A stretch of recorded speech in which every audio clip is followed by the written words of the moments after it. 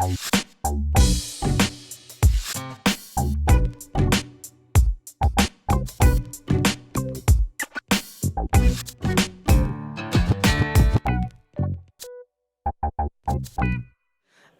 my topic for today is how to ruin your environment. So first off, these mistakes were made at previous employers, and I'm still sorry for the issues I've caused in the past. I will be ordering these from least worrying to most worrying, so you'll get to see how my progression went. So very first off, we talked about Casper Check. So Casper Check back in around 10 days was where a workflow where you could heal the Jamf binary for you to remove the framework and such. Now the way it worked is it would try and talk to the JSS through running a policy, and if it failed, it would then try and repair the binary. Now it would run a launch daemon every day to run a script to go through this process. So if the binary was gone, then it wouldn't that entire fail. Now, if the user doesn't have an internet connection, the policy will fail. And it will try and reinstall the binary. Now with that, you could cache a binary on the machine, in which case it would reinstall the binary. Now, if the binary you have cached is older than the one that's installed, it will reinstall the binary with an older binary, which can have some interesting implications. So with that, luckily, we were just simply able to turn it off and let that heal by itself, and then place safeguards in place to make sure that didn't happen again. Second one is OS Wiki Server. Who had a OS Wiki Server back in the day? Yes. So we used this for our internal documentation, and it was fairly sufficient for the time. We wanted to move across to another machine as it was running on an X server at the time. Now, I can't remember quite right, but I changed the permissions. And so when I restarted the process in server app, it wouldn't start.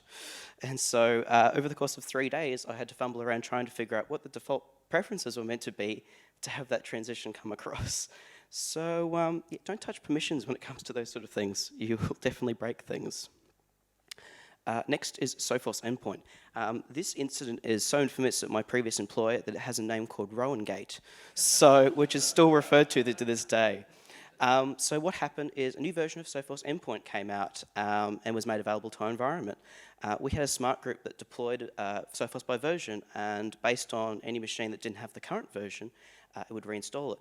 Now the new version came out, didn't meet those requirements, so it would reinstall it.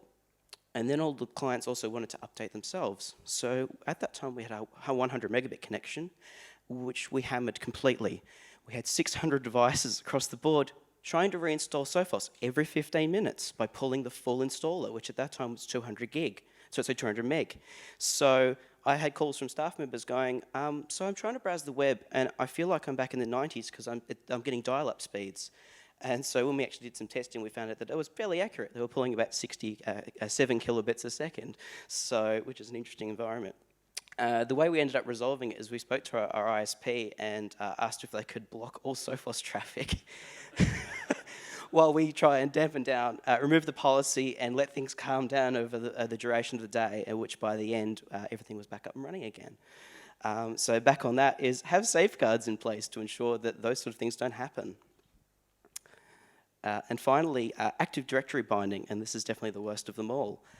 So originally we had our machines bind to Active Directory, and that was all working fine.